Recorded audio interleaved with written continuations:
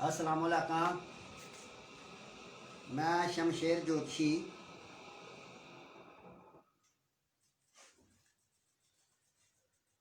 तो दोस्तों, आज मैं आपके सामने एक ऐसा अमल लेकर आया हूँ जिसकी काफ़ी लोगों ने, काफ़ी दोस्तों ने फरमाइश की थी कि कोई ऐसा अमल बताएं जो कि मोहब्बत के ऊपर काम करे। तो दोस्तों, सबसे पहले मैं आपको ये बात बताना चाहता हूँ कि मोहब्बत के मामलात में उतनी देर तक कोई भी अमल काम नहीं करता जब तक कुंडली में सियारों का योग ना हो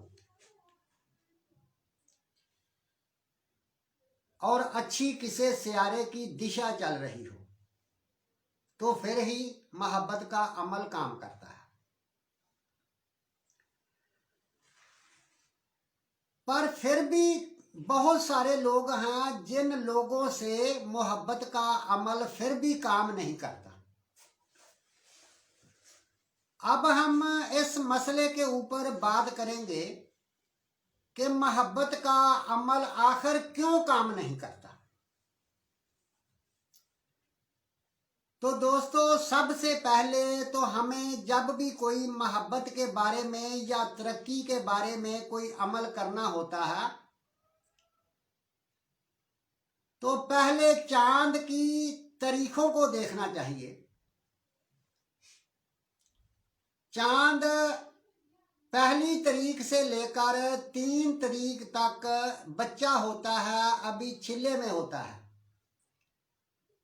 और चांद 14 तारीख तक जवान होता है, यानी बढ़ता है।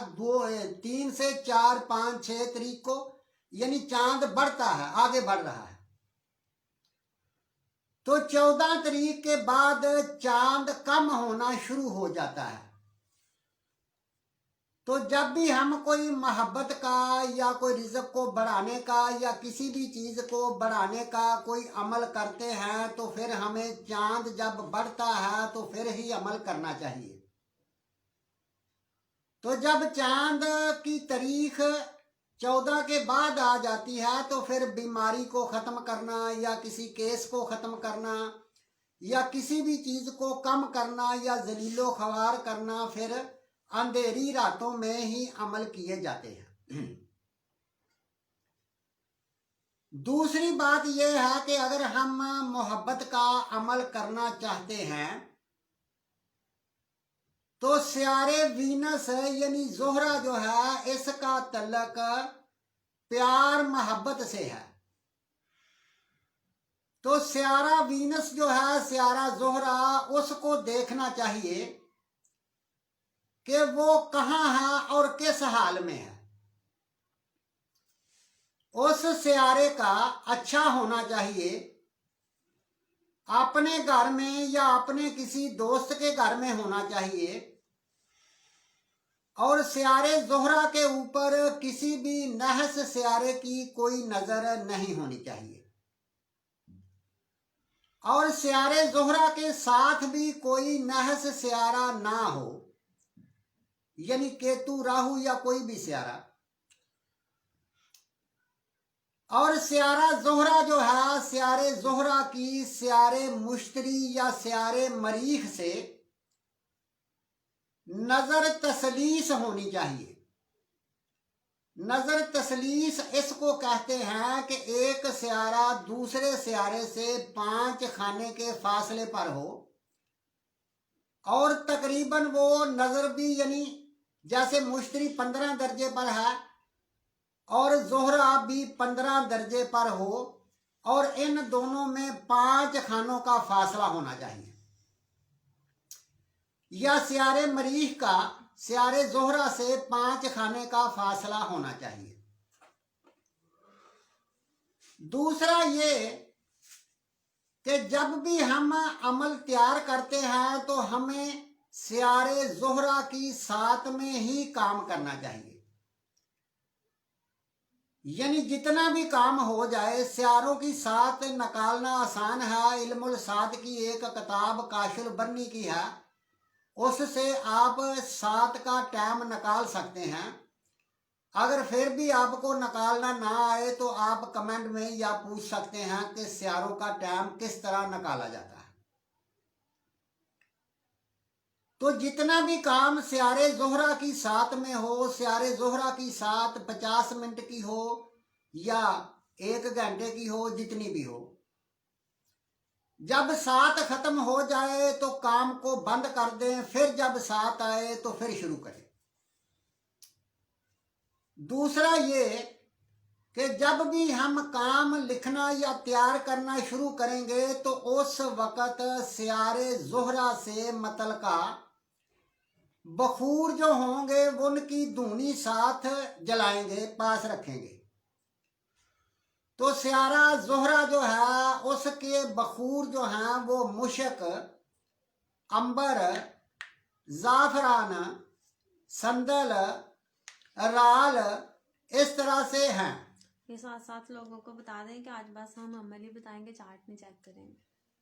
तो ये आज हम सिर्फ अमल ही बताएंगे, ये आपको आज हम चार्ट नहीं चेक करेंगे, सिर्फ अमल ही ये बताएंगे। ये बाबर अली कह रहे हैं गुड, बाबर को कहने थैंक यू। बाबर साहब थैंक यू, मेहरबानी। तो इसी तरह हम जब अमल लिखना, जो मैं बताता हूं अमल आपको कैसे करना है। जब यानी अमल तैयार करना है तो आपने पास कोले पकाकर एक अंगीठी में, तो वो जो बखूर होगा उसका थोड़ा सोफ कर ले, थोड़ा थोड़ा कोलों के ऊपर डालते रहे।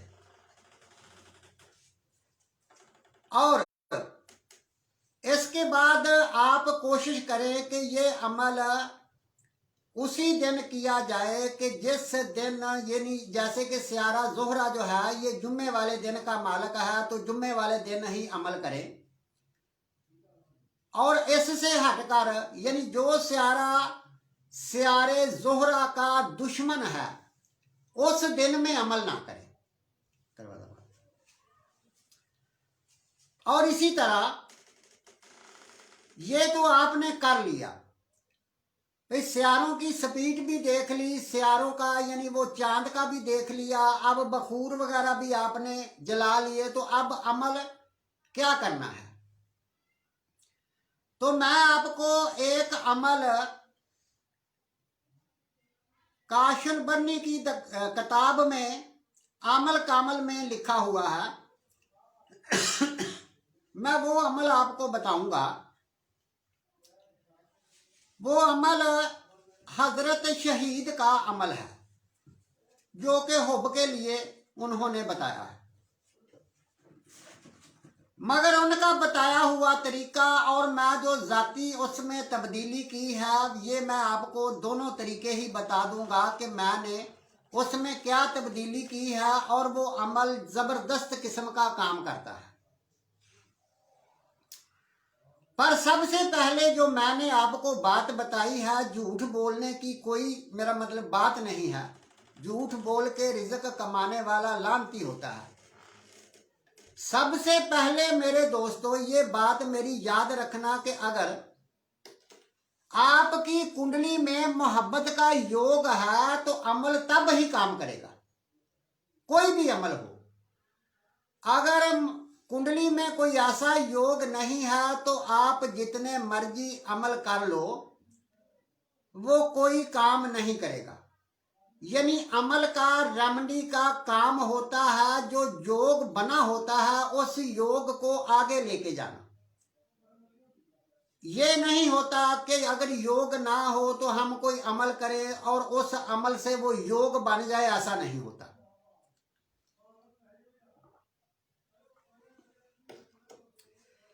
तो ये एक हजरत शहीद का अमल है। मौलाना अब्दुल लतीफ रहमतुल्लाह बड़े पाए के एक जाफर इल्मुल जाफर के मास्टर थे। तो एक शख्स ने मौलाना साहब से दरखास्त की कि सरकार मैं ना एक रईस की बेटी से प्यार करता हूं और मैं उससे निकाह करना चाहता हूं, तो मैं अगर उसको हासिल ना कर सकूं तो मैं मर जाऊंगा, यानी मैं इतना उससे प्यार करता हूं। तो मुझे कोई ऐसा अमल तैयार कर दे या कोई ऐसी चीज बना दें। तो मौलाना साहब ने उसको एक चीज तैयार करके दी, यानी चिराग बना कर दिया, और उस चिराग को यहां जलाया जाता था। वो लड़की दीवानावार यानी पागलों की तरह, उसके सर में दुपट्टा नहीं था, सर के ऊपर पांव में जुत्ती नहीं थी, यानी दीवानावार होकर वो उधर हाजिर हो गई। और ये वाकया 1103 का है। ये निशापुर इंडिया में कोई इलाका था, उस इलाके का ये वाकया है कि जब वो लड़की उधर गई और पूरे निशापुर में ये जो चर्चा फैल गया कि फलां की लड़की फलां के पीछे दीवानी हो गई है, और लोगों ने जो उस वक्त का हाकम या उस वक्त का कोई सरबराह या जो भी था, या मौलवी जो फतवे लगाते थे उस वक्त, उसके पास गए और उसको बताया। और उस मौलाना साहब ने ये देखा कि ये खिदमत जो मखलूक है इसको परेशान किया है इस अमल की वजह से। तो उस मौलाना साहब को उस वक्त के काजी ने सजाए मौत जो है ये कत्ल करने का आर्डर दे दिया कि इसको कत्ल कर दिया जाए। इसलिए उसको हजरत शहीद का अमल कहते हैं। तो ये जो अमल है ये हजरत शहीद का है या नहीं है, इस बारे में मुझे कुछ पता नहीं है। मुझे सिर्फ इतना पता है कि ये अमल काम करता है और जबरदस्त किस्म का काम करता है। तो अब मेरे दोस्तों, मैं आपको अमल बता रहा हूं, तो अमल जरा आप गौर से सुन लो। सबसे पहले 2 तरीके बताऊंगा। सबसे पहले आपने तालब जो चाहने वाला हो उसका नाम और उसकी मां का नाम लिख लेना है, और उसके बाद उस लड़की का और उसका नाम, लड़की की मां का नाम लिख लेना है। और ये लफ्ज जो लिखने हैं, यानी मां का नाम ऊपर वाली सतर पर मां का, लड़के का और लड़के की मां का, नीचे वाली सतर में लड़की का और लड़की की मां का नाम लिख लेना है, ऊपर और नीचे 2 सतरों। अब आपने तीसरी सतर नीचे तैयार करनी है। उस सतर को आपने इस तरह तैयार करना है कि उसको बोलते हैं इम्तिजाज करना। तो आपने पहले, यानी जो बंदे का नाम है उसका एक लफ्ज लेके नीचे वाली तीसरे वाली लाइन में एक लफ्ज लेकर तीसरी लाइन में लिखना है। फिर जो दूसरी लाइन मशूक की थी उसका पहला लफ्ज लिया, उसके आगे लिख दिया। फिर आशिक का दूसरा लफ्ज लिया, वो नीचे लिख दिया। फिर मशूक का दूसरा लफ्ज लिया। इसी तरह एक ऊपर से एक नीचे से लेकर ये तीसरी सतर तैयार करनी है। और अगर एक बंदे के नाम के लफ्ज खत्म हो गए हैं और दूसरे के खत्म नहीं हुए अभी, तो फिर आपने जिसके खत्म हो गए हैं उसी नाम को शुरू से, फिर यानी जितने भी लफ्ज आए 1 2 3, उसको फिर शुरू से ले लेना है। जब वो तीसरी सतर तैयार हो जाए तो उस वक़्त फिर आपने ये करना है कि जो तीसरी सतर तैयार हो जाए उस सतर का यानी जो आखिरी लफ्ज होगा बाएं हाथ का वो उठाकर चौथी सतर तैयार करनी है। यानी सबसे नीचे वाले बाएं हाथ का पहला लफ्ज लेना है, फिर दाएं हाथ का लेना है, फिर बाएं हाथ का लेना है, फिर दाएं हाथ का लेना है। इसी तरह आपने एक इधर से एक इधर से एक इधर से लेकर वो नीचे वाली सतर जो है ये तैयार कर देनी है। इसको कहते हैं तस्खीर करना। इसी तरह जब तस्खीर की एक सतर तैयार हो जाए तो फिर उसके बाद दूसरी सतर तस्खीर के लिए करनी है। उसके लिए भी यही करना है कि आपको पहले लफ्ज दाएं से यानी उल्टे हाथ वाला, फिर सीधे हाथ वाला, इसी तरह से एक उधर से लेकर नीचे वाली सतर तैयार करनी है। तो आपने इसी तरह इसको करते जाना है। जब जाके यानी जो लफ्ज सबसे पहले हमने तस्खीर यानी इम्तिजाज किए थे लफ्ज, जब वही लफ्ज सबसे नीचे वाली लाइन में ज़ाहिर हो जाए तो फिर समझ लो कि ये जो है ये तस्खीर हो गई है। एक मर्तबा ज़रा फिर गौर से सुन कि जो मैंने पहले बताया है कि नाम तालब का यानी आशिक का नाम और आशिक की माँ का नाम, फिर मशूक का और मशूक की माँ का नाम, दो सतरों में ऊपर नीचे लिख लो। फिर आशिक वाले नाम का एक लफ्ज लेकर नीचे तीसरी लाइन तैयार करनी है। पहला लफ्ज लिया आशिक का, फिर मशूक का, उसके आगे एक लफ्ज, फिर दूसरा लफ्ज आशिक का, फिर दूसरा लफ्ज मशूक का, फिर इसी तरह एक लफ्ज उसका, एक लफ्ज उसका, एक लफ्ज उसका, एक उसका। इसको इम्तिजाज कहते हैं। अगर लफ्ज जो हैं एक के बड़े यानी ज्यादा हो और एक के कम हो, अगर कम वाले खत्म हो जाएं तो फिर जिसके खत्म हो गए हैं उसके लफ्ज फिर शुरू से लेने शुरू कर दो, एक दो चार जितने भी आए। तो ये अब दोनों सतरें जो हैं आशिक के नाम वाली और मशूक के नाम वाली, इनको आपने अलहदा कर देना है, फर्क कर देना। अब वो जो नीचे हमने एक सतर तैयार हो गई है उसकी अब हमने तस्खीर करनी है। जैसे मैंने आगे बताया है कि एक लफ्ज दाएं से और एक बाएं से, एक दाएं से एक बाएं से, इसी तरह लेते जाए।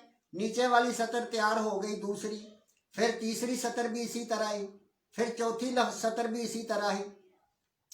जब ऊपर वाले लफ्ज नीचे वाली सतर में ज़ाहिर हो जाएं तो समझ लो कि आपके ये अमल की तस्खीर हो गई है।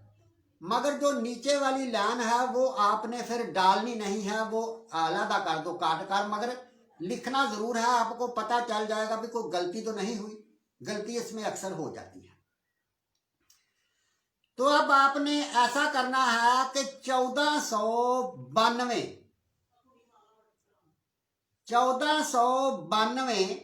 अदद जो हैं इनको लेकर एक 4 खाने वाला नक्श आबी चाल का तैयार करना है। तो ये जो रकम मैंने बताई है इस रकम का नक्श आपने तैयार कर लेना है। और इस नक्श को आपने कहाँ लिखना है? इस नक्श को आपने चांदी और तांबे का, इस नक्श को आपने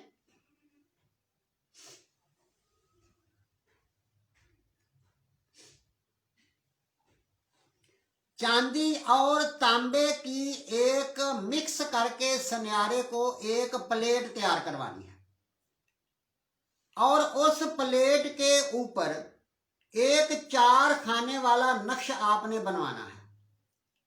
और वो 4 खाने वाला जो नक्श होगा उस नक्श की आबी चाल से आपने ये 1492 92 जो हैं, इसके अददों का नक्श उसमें पुर करना है। और पुर करने के बाद अब जो वो प्लेट थी उसके कोने जो हैं उसको ऊपर उठाकर एक चिराग की शक्ल आपने तैयार कर लेनी। और चिराग की शक्ल तैयार करने के बाद उस चिराग में शहद और घी डालकर, या शहद और उसमें आप कोई खुशबू वाला तेल भी डाल सकते हैं, तो डालकर उसमें जो हमने ये सतरें तैयार की थी जिसको तस्खीर कहते हैं, वो जितनी भी सतरें हैं, वो 5 हैं, 10 हैं, 12 हैं, जितनी भी तैयार हों, उनको अलग अलग आपने काट लेना है। और उसके ऊपर ये जरूर लिख लेना है कि ये नंबर 1 है, ये नंबर 2, ये 3, ये 4, ये 5। यानी ऐसा ना हो कि पहले हमने एक दिन की पहले वाली जला दी है, दूसरे दिन हम नंबर 3 वाली जला दें, यानी नहीं, तरतीबवार ही जो आपने इसको जलाना है। तो इसी तरह चिराग में तेल डालकर और उसमें शहद डालकर, और ये जो मैंने ऐत आपको बताई है, ये ऐत मैं आपको बताता हूं कि ये ऐत उसके सामने बैठकर, जिसके हमने अदद लिए हैं 1492 सॉरी। तो ये ऐत जो है उस चिराग के सामने बैठकर, यानी पहले वाली बत्ती जो है उसकी बत्ती बना लो और उसमें थोड़ा रूं लपेट लो उसके ऊपर, और वो बत्ती चिराग में डालकर और उसके सामने बैठकर फिर आपने उसको वो आयत को पढ़ना है। अब पढ़ना कितनी मर्तबा है, यानी आपने जो आपके नाम और आपकी माँ का नाम और आपकी मशूक और मशूक के नाम के अदद जो हैं ये निकले हैं, तो उसके मुताबिक ही आपने पढ़ना है। तो ये जो आयत है, ये आयत मैं आपको पढ़कर सुना देता हूं। याजनाहुम कुबुल्लाहि वल्लाज़ीना आमनु अशदुल हुब्बुल। फिर दोबारा पढ़ो। याजनाहुम कुबुल वल्लाज़ीना आमनु अशदुल हुब्बुल्लाह। ये आयत मैं आपको ये भी बता देता हूं कि ये अगर आप ढूंढना चाहें तो ये कुरान पाक में से किस सपारे में और कहां पर है।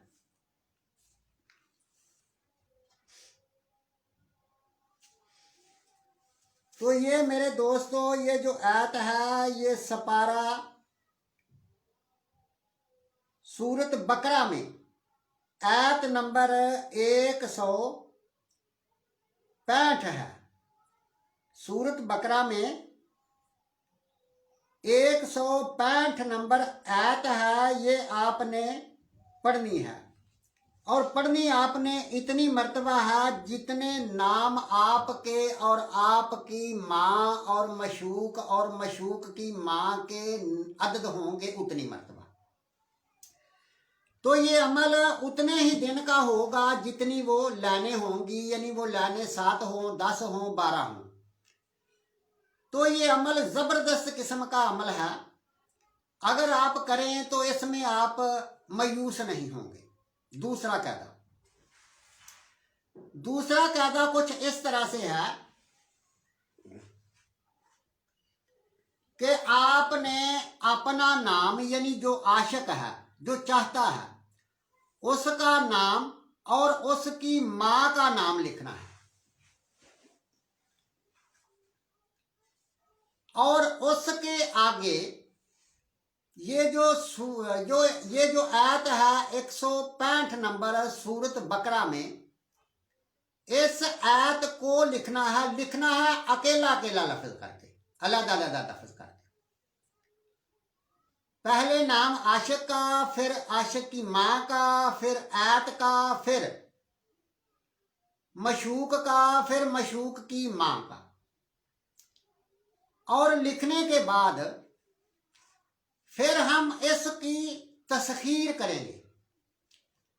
तस्खीर से मराद ये हुई कि जैसे मैंने बताया है कि पहले हम एक सतर तैयार हो गई, अब दूसरी सतर तैयार करने के लिए पहले हम उल्टे हाथ का आखिरी लफ्ज लेंगे, वो नीचे वाली लाइन में लिखेंगे, फिर सीधे हाथ वाला पहला लफ्ज लेंगे, फिर उल्टे हाथ वाला, फिर सीधे हाथ वाला, इसी तरह दूसरी लाइन तैयार करेंगे, फिर हम तीसरी लाइन इसी तरह तैयार करेंगे, इसी तरह चौथी, पंचवीं।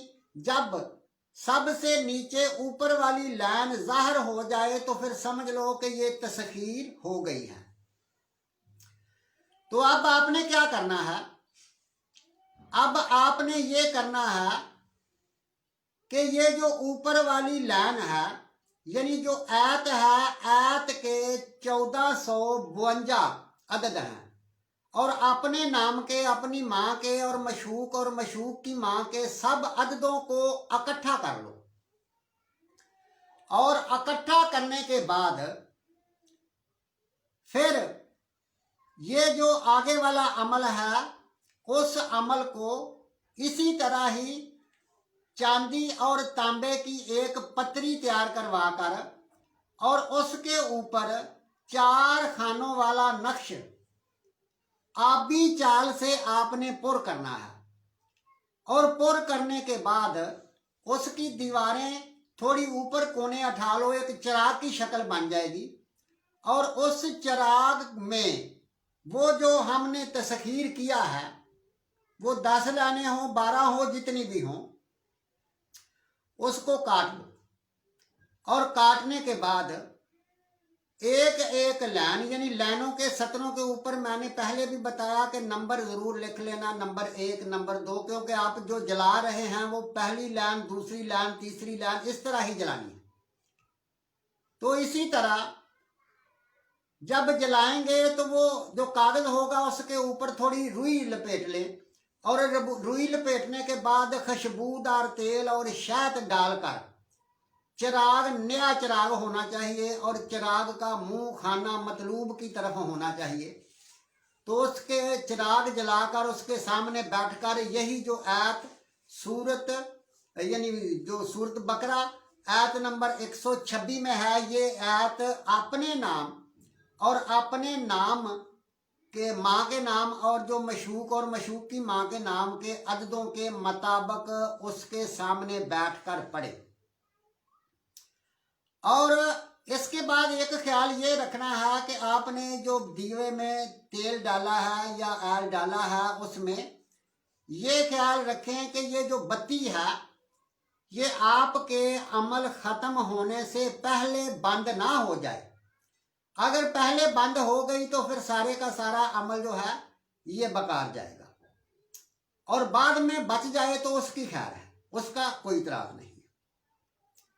तो एक तो ऐसा है कि मेरे दोस्तों, मेरी तरफ से ये सब बहन भाइयों को इजाजत है, और जो लोग किसी के ऊपर नजायज काम करना चाहते हैं, किसी की बेटी या किसी को इस तरह जलीलो ख्वार करना चाहते हैं, उनको मैं इजाजत नहीं देता और मैं उनको इजाजत नहीं दे रहा। अगर वो करें भी तो मेरी ये दवा है कि उनका काम ना हो, क्योंकि ऐसा करने से माशरे में खलल पैदा होता है। तो ये इतना ज़बरदस्त किस्म का अमल है कि आप करेंगे और हैरान हो जाएंगे और देखेंगे